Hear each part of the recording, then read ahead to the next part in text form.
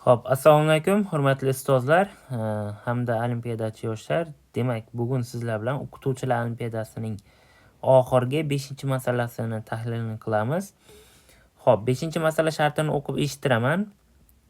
Kosmik kema TH o'zgarmas temperatura isitgichga ega.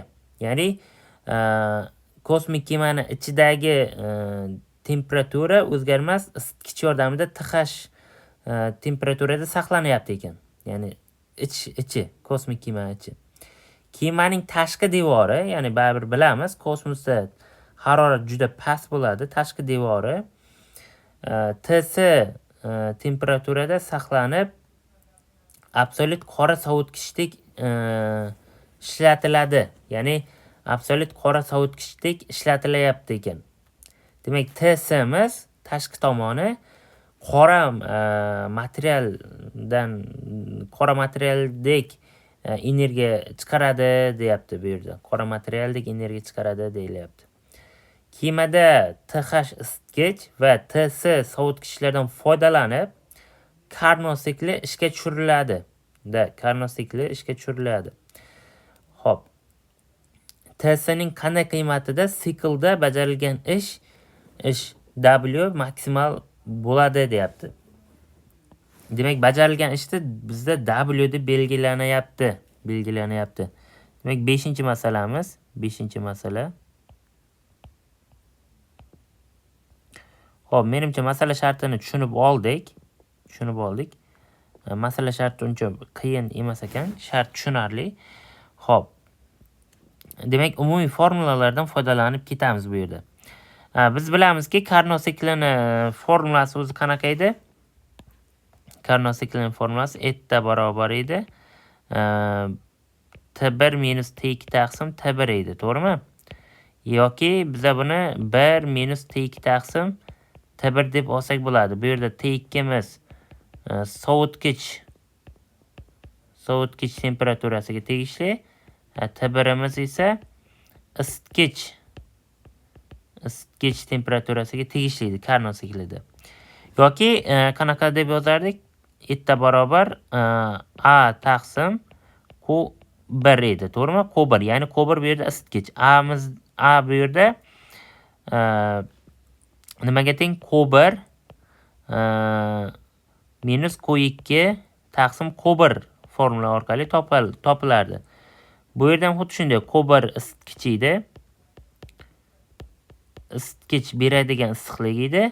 Q2 esa sovutgich beradigan issiqlik edi. Mana bu ikkalasi teng edi. O'zaro bir xil narsa-da. Mana shu ikkalasi o'zaro bir xil narsa edi. Tushunarli, a? Qisqacha nazariyani eslab o'tdik. Endi bu bizda bu joyi kerak emas. Shuning uchun buni o'chirib turaman. Prosta eslatib o'tish uchun yozdim. Xo'p, endi biza qaysi formuladan foydalanib ishlaymiz bu masalani. Xo'p, albatta bizda T1 deb TH isitgich bo'lyapti. TH isitgich bo'lsa, demak, etamiz nimaga teng bo'ladi? TH minus TS taqsim TH ga teng bo'ladi. Yoki buni bo'lib turib yozadigan bo'lsam, eta barobar 1 minus TS taqsim TH bo'ladi. Mana bu ko'rinishda yozsam bo'ladi. Bu Carnot sikli ya'ni Carnot sikli ishga tushirilgan holatda foydalanish koeffitsiyentini quyidagicha topardik, to'g'rimi? Yoki ichkaridagi isitgich beradigan issiqlik miqdori orqali yozadigan bo'lsam, QH qanaqadir isitgich beryapti, tashqi sovutgich beradigan issiqligimiz Qs taqsim QH deb yozadigan bo'lsam, yoki buni qanaqadir W deb belgilayman. W taqsim QH. Ya'ni W bu yerda bizda W bajarilgan ish bo'lyapti-da bu yerda. QH minus QS bo'lyapti.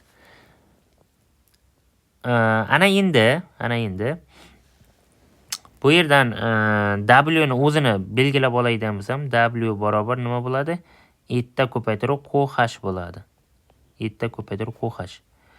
Xo'p, endi ya'ni mana bunaqa qilib yozsam ham bo'ladi. Mana buni ifodani hisobga olib turaman. Aytaylik, mana buni birinchi ifoda desam, bu ifodani ikkinchi ifoda deyman. Endi men bu holatda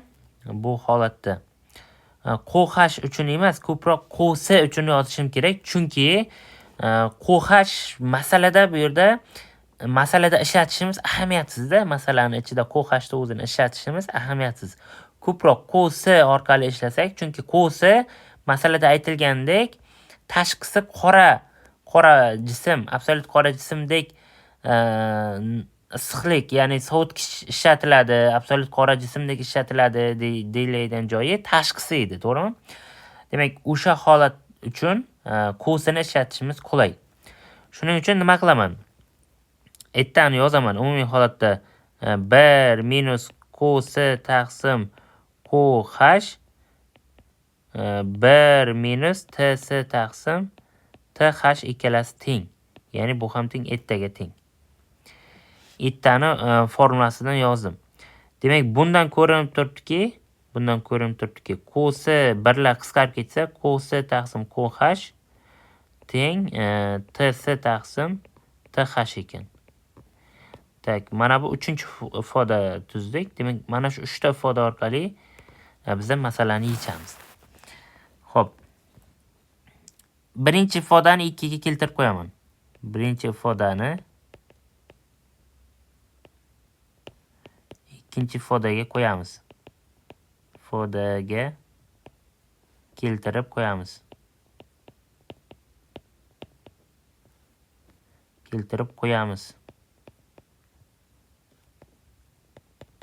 Nima bo'ladi? Demak, W barobar, men W ni funksiyasini tuzishim kerak-da. Ettani o'rniga 1 minus TS taqsim TH ko'paytirib QH. Demak, QH ni 3-ifodadan QH ni topib, 3-ifodadan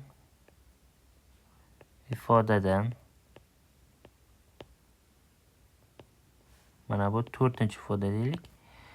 QH ni topib,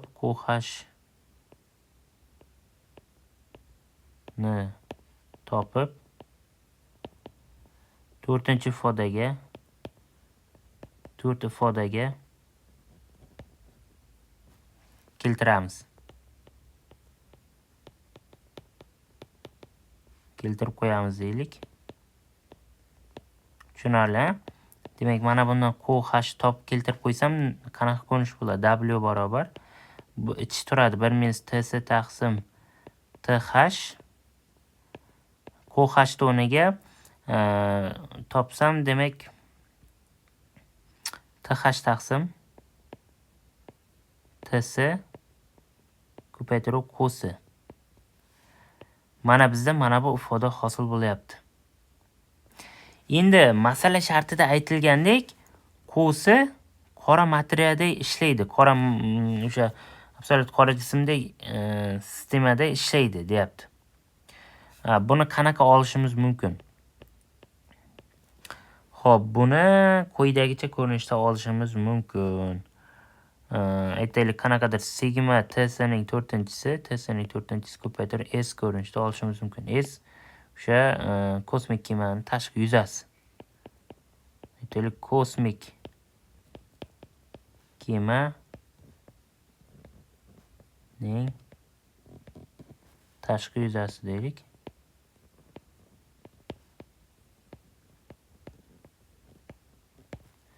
Sigma Stefan Boltzmann doimiysi. Sigma Stefan Boltzmann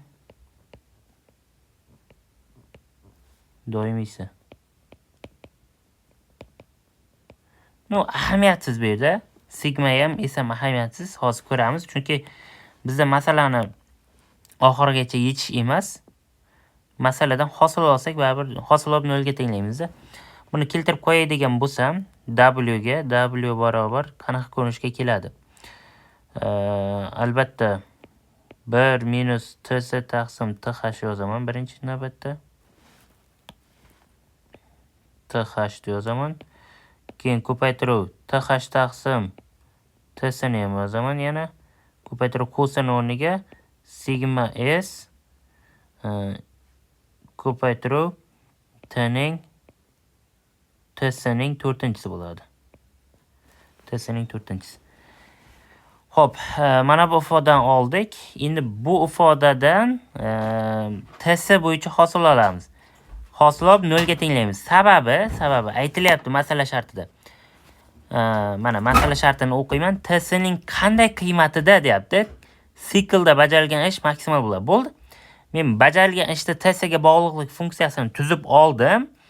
Demak, TS bo'yicha hosil olib 0 ga tenglayman. dw taqsim dts teng 0 deyman. Ya'ni TS bo'yicha hosil olib 0 ga tenglayman. Xo'p. Hosil olay degan bo'lsam, qanaqa ko'rinishga keladi? Birinchi navbatda qavsni ochib olishim kerak bo'lar ekan. Demak, qavsni ochaman. Hozir keyin yozay buni.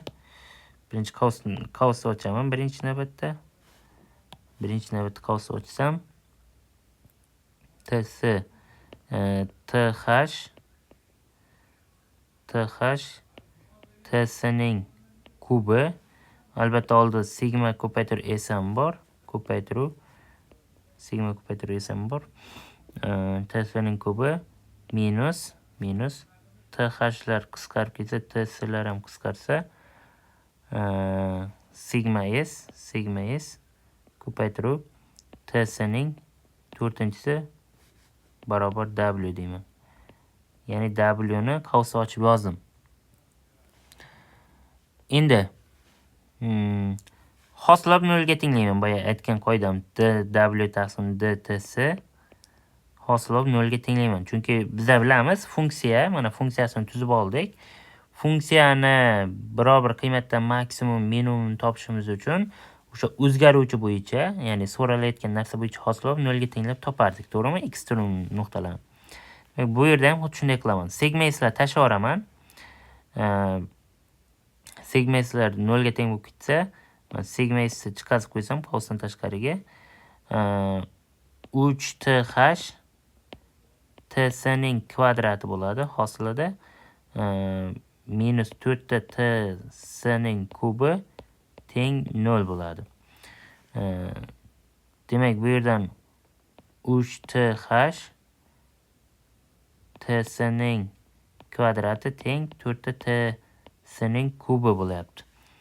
Demak, bu yerdan foydalanib tsni topaydan bo'lsam 3 taqsim 4 th. Aytaylik, bizlar bilamizki baribir kosmik kema ichidagi haroratni biladigan bo'lsak, tashqaridagi haroratni topib olsak bo'ladi. Tushunarli? Demak, bizda javob quyidagicha. Mana shunday javob chiqadi. Masalada berilgan TH berilgan. Faqat bizlar TS ni topishimiz kerak va bunda bajarilgan ish Carnot siklida bajarilgan ish maksimum bo'lishi kerak edi. Demak, masala tushunarli. E'tiboringiz uchun rahmat.